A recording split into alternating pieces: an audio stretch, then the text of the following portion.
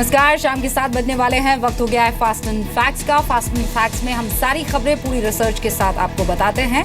मैं हूं रुबिका लियाकत और मेरे साथ है सचिन। शुरुआत करते हैं पहली बड़ी खबर से। जम्मू कश्मीर के उरी में बड़ा आतंकी हमला हुआ है। 17 जवान शहीद हो गए जबकि 19 घायल हैं। जवाबी कार्रवाई में 4 आतंकियों को मार गिराया गया। सुबह करीब 5:30 बजे के करीब उरी में सेना की बटालियन हेडक्वार्टर पर हुआ। टेंट में मौजूद बिहार रेजिमेंट और डोगरा रेजिमेंट के जवानों पर आतंकियों ने फायरिंग की और ग्रेनेड फेंका, जिससे आग लग गई। इसी आग की वजह से 13 से 14 सैनिक शहीद हो गए। इसके बाद हेलीकॉप्टर के जरिए पैरा कमांडो ने मोर्चा संभाला। उन्होंने 4 आतंकियों को मार गिराया। 3 घंटे के बाद सुबह 8:30 बजे सेना का ऑपरेशन खत्म हुआ। कि वो कैंप है उड़ी का 12 ब्रिगेड का, जहां आज सुबह मिलिटेंट हमला हुआ है। करीबन 5:30 बजे जो सोर्स बेस्ड खबर हमें मिल रही है, पहाड़ियों से जो पीओके से सटी हुई पहाड़ियां हैं वहां से इन्फिल्ट्रेशन कर जो मिलिटेंट्स आए हैं। करीबन 4 मिलिटेंट की खबर बताई जा रही है और उन्होंने बैक साइड से दीवार फांद कर इस कैंप में अटैक किया। मारे गए आतंकियों के पास से जो सामान बरामद हुआ है उस पर पाकिस्तान के निशान मिले हैं। इसके बाद सेना के मिलिट्री ऑपरेशन प्रमुख ने पाकिस्तान की सेना से बात की। The terrorists, they opened fire with incendiary ammunition along with the automatic fire of small arms.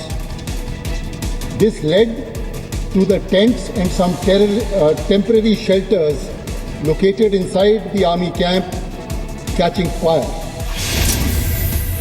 सूत्रों के मुताबिक हमला करने वाले आतंकी बीती रात ही पीओके से घुसपैठ कर आए थे।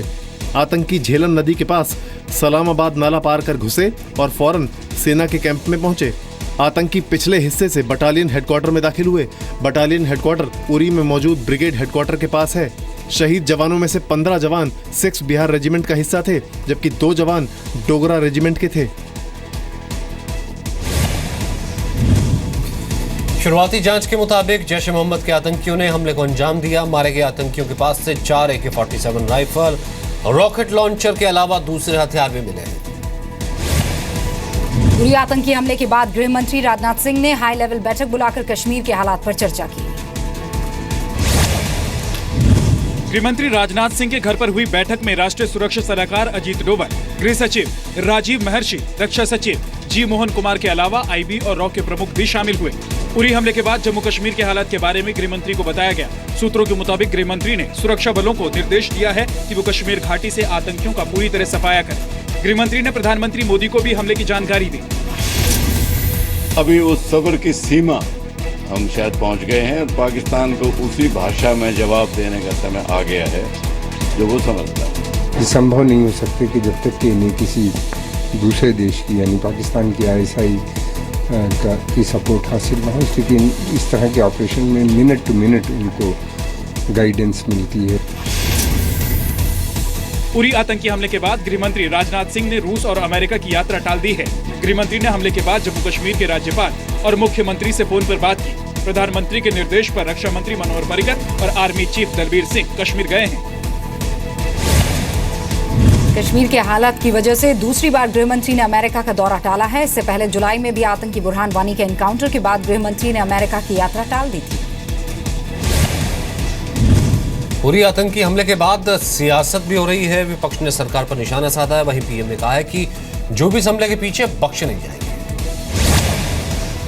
पीएम मोदी ने उरी आतंकी हमले में जिम्मेदारों को सख्त संदेश दिया है। पीएम ने ट्विटर पर लिखा, उरी में हुए आतंकियों के कायराना हमले की निंदा करता हूं। मैं देश को भरोसा दिलाता हूं कि जो भी इस घिनौने हमले के पीछे हैं उन्हें बख्शा नहीं जाएगा। मैं उरी में जवानों की शहादत को सलाम करता हूं। देश के लिए उनकी सेवा को हमेशा याद रखा जाएगा। मेरी संवेदनाएं शहीदों के परिवार के साथ हैं। पीएम के कड़े रुख के बीच विपक्ष सरकार पर नाकामी का आरोप लगा रहा है। मोदी जी इस पूरी सिचुएशन, इस पूरी जो स्थिति पैदा उत्पन्न हुई है उसके ऊपर अंकुश नहीं लगा पाए हैं। 56 इंची छाती की बात करी, उन्होंने ये भी बात करी 1 के बदले 10 सिर हम लेके आएंगे, लेकिन सिर यहाँ से जा ही रहे हैं, आने की तो बात कहीं सामने नहीं आई है। लेकिन दुखद बात है कि हमारे प्रधानमंत्री हों या गृह मंत्री हों, हमेशा बात तो बड़ी बड़ी करते हैं, लेकिन जब एक्शन की बात आती है तो वहाँ पे पता नहीं क्या हो जाता है। हमारे जवान लगातार सीमा पर ये नरेंद्र मोदी की लापरवाही से हमारे जवान मारे जा रहे हैं। कांग्रेस उपाध्यक्ष राहुल गांधी ने अपनी किसान यात्रा के दौरान झांसी में 30 सेकंड तक मौन रखकर शहीद सैनिकों को श्रद्धांजलि दी। उरी आतंकी हमले को देश में सेना के किसी कैंप पर सबसे बड़ा हमला कहा जा रहा है। दिसंबर 2014 में भी उरी के पास मोहरा में आतंकवादियों ने सेना पर हमला किया था, जिसमें 10 जवान शहीद हुए थे। जनवरी में पठानकोट एयरबेस पर आतंकी हमले में 7 जवान शहीद हुए। उरी आतंकी हमले के बाद गृह सचिव राजीव महर्षि कल श्रीनगर जाएंगे। उरी में आतंकी हमले के बाद देश भर में पाकिस्तान के खिलाफ गुस्सा है। उरी हमले के बाद जम्मू में डोगरा फ्रंट के कार्यकर्ता सड़कों पर उतरे, पाकिस्तान और वहां के प्रधानमंत्री नवाज शरीफ के खिलाफ नारे लगाए। लुधियाना में कांग्रेस के कार्यकर्ताओं ने पाकिस्तान के खिलाफ नारेबाजी की। उत्तर प्रदेश के संभल में सामाजिक संगठनों ने आतंकियों और पाकिस्तान के खिलाफ नारे लगाए। शोक छाया हुआ है और यहाँ हुर्रियत के नेता बैठ करके भिन्न भिन्न भांतियों की बोली बोलने का प्रयास करना चाहते हैं। हिंदुस्तान को मूर्ख बनाया जा रहा है, बंद चल रहा है हिंदुस्तान के खिलाफ। पहले अंदर से सुपड़ा साफ करो जो श्रीनगर के अंदर बैठे हुए हैं, फिर बॉर्डर खोलो, जो पाकिस्तान जाना चाहता है उसको भेजो। लखनऊ की ईदगाह में उरी के शहीदों के लिए दुआ की गई। गृह मंत्रालय ने देश भर के सभी एयरपोर्ट्स के लिए अलर्ट जारी किया है। पंजाब में भी अलर्ट जारी किया गया है। अंतर्राष्ट्रीय बॉर्डर पर सुरक्षा बढ़ाई गई है। पंजाब के वाघा बॉर्डर पर बीटिंग रिट्रीट समारोह के लिए खास चौकसी बरती जा रही है। जम्मू कश्मीर की मुख्यमंत्री महबूबा मुफ्ती ने कहा है कि उरी हमले का मकसद राज्य में युद्ध जैसे हालात बनाना है। अमेरिकी शहर न्यूयॉर्क के भीड़भाड़ वाले इलाके मैनहट्टन में बीती रात जोरदार धमाका हुआ, इसमें 29 लोग घायल हुए। धमाका शनिवार रात करीब 8:30 बजे चेल्सी में हुआ। पुलिस और इमरजेंसी सेवाओं से जुड़े लोग फौरन मौके पर पहुंचे और इलाके को खाली करा लिया गया। नाकेबंदी कर छानबीन शुरू हो गई। ब्लास्ट की वजह से कुछ इमारतों की खिड़कियों के शीशे टूट गए। घायलों में एक की हालत गंभीर बताई जा रही है। Scary at first, and then it sounded like thunder, and it just sounded really heavy. And if you're close, it did kind of like you felt it in your heart, you know, like when you're hearing fireworks, it felt like fireworks. धमाकों को फिलहाल आतंकी वारदात नहीं बताया गया है, लेकिन New York के मेयर के मुताबिक ये इरादतन हमला है। पुलिस सूत्रों के मुताबिक मैनहट्टन में धमाका आईईडी से किया गया है। न्यूयॉर्क पुलिस को वारदात की जगह के पास प्रेशर कुकर मिला है, जिसमें तार बंधे हैं। न्यूयॉर्क धमाके से कुछ घंटे पहले न्यू जर्सी में कचरे के डिब्बे में पाइप ब्लास्ट हुआ था। न्यूयॉर्क में धमाका ऐसे वक्त हुआ है जब यूएन जनरल असेंबली के लिए दुनिया भर के नेता यहाँ जुटने वाले हैं। यूपी के बुलंदशहर में एक महिला अधिकारी अपने काम करने के अंदाज को लेकर चर्चा में है।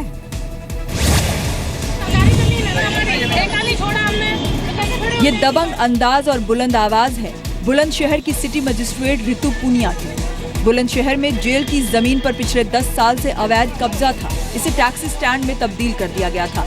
ऋतु पूनिया ने महज 5 मिनट में टैक्सी स्टैंड खाली करा दिया। इसके बाद बारी थी सड़क किनारे खड़े ऑटो, ई रिक्शा और अतिक्रमण को हटाने की। साथ साथ कुछ पुलिस अधिकारी सिटी मजिस्ट्रेट के साथ चलते हैं और मैडम के आदेश पर कार्रवाई करते हैं। ये किसका ऑटो है? देखो खड़ा है अपना, ऐसे ही किसी की वैन। ड्राइवर ही नहीं है उसमें। उनको आज वहाँ से हटा दिया गया है, बता दिया, वो ड्राइवर्स थे, उनको बता दिया गया कि आप यहाँ से हटा लीजिए, तो सब लोग चले गए, कोई खास प्रॉब्लम नहीं हुई। सिटी मजिस्ट्रेट ऋतु पूनिया हाल ही में बुलंदशहर में तैनात की गई हैं।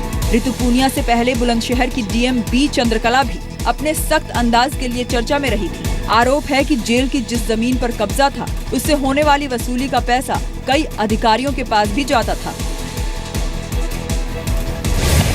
सिटी मजिस्ट्रेट ऋतु पूनिया का कहना है कि बुलंदशहर को जाम से मुक्त करने के लिए ड्राफ्ट तैयार किया जा रहा है। मध्य प्रदेश के बैतूल में महिलाओं ने शराबियों के खिलाफ लाठी डंडा उठा दिया। परिवारों के बर्बाद होने के बाद अब महिलाओं ने लाठी डंडों को हथियार बना दिया है। तस्वीरें बैतूल के हतनापुर इलाके की हैं, जहां शाम होते ही महिलाएं इसी तरह हाथ में लाठी डंडे लेकर टोली बनाकर निकल पड़ती हैं। महिलाओं की ऐसी टोली से शराबियों और शराब माफियाओं में खौफ है। 1400 की आबादी वाले इस गांव में शराब की वजह से बहुत सारे घरों की महिलाएं परेशान थीं। सर शराब से बहुत परेशान थी। मेरा पति यानी हमेशा एनी टाइम शराब में ही रहता था, सुबह से लेकर शाम तक, और काम धंधे कुछ नहीं। मैं दिन भर काम करती हूँ सर, तो पूरा अनाज पूरा बिक कर शराब पी लेते हैं। पीते हैं और हर घर में मतलब पीते ही है। यहाँ पे 10% घर ऐसे होंगे जहाँ नहीं पीते, बाकी सब 90% घर में पीते ही है। और सभी घर में जाके फिर झगड़ा करते हैं, मारते हैं। महिलाओं का संगठन पिछले 1 महीने से गांव में शराबबंदी के खिलाफ मोर्चा निकालकर अभियान चला रहा है। शुरुआत में सिर्फ 15 महिलाएं मोर्चे में थीं, लेकिन अब संख्या लगातार बढ़ती जा रही है। इलाके के कई गांवों में छोटे बच्चों को शराब की लत लगने के बाद महिलाओं ने ये संगठन बनाया था। अभियान की कामयाबी के बाद पुलिस ने भी महिलाओं की मदद का पूरा भरोसा दिया है। छत्तीसगढ़ के मुंगेली में अंधविश्वास को दूर करने के लिए पुलिस के अधिकारी आग पर चले हैं। पानी से पैर धोते बिलासपुर रेंज के आईजी और सामने अंगारे। पैर पर पानी डालते ही आईजी साहब खुले पांव अंगारों से बेखौफ गुजर गए। इसके बाद बारी आई मुंगेली की एसपी नीतू कमल की। वो भी पैर पर पानी डालकर अंगारों से गुजर गईं। पुलिस अधिकारियों को देखकर वहां मौजूद स्कूली बच्चे भी बारी बारी से अंगारों पर से गुजरे। हमारा पहल है कि लोगों में जो अंधविश्वास फैला हुआ है वो दूर हो, उनसे हटे और इसके कारण जो घटनाएं घटित होती है उसमें कमी आए। छत्तीसगढ़ के आदिवासी इलाकों में रहने वाले लोग अंधविश्वास की चपेट में हैं। जब अधिकारियों ने अंधविश्वास के खिलाफ तर्क दिए तो लोगों ने उन्हें जलते कोयले पर चलने की चुनौती दी।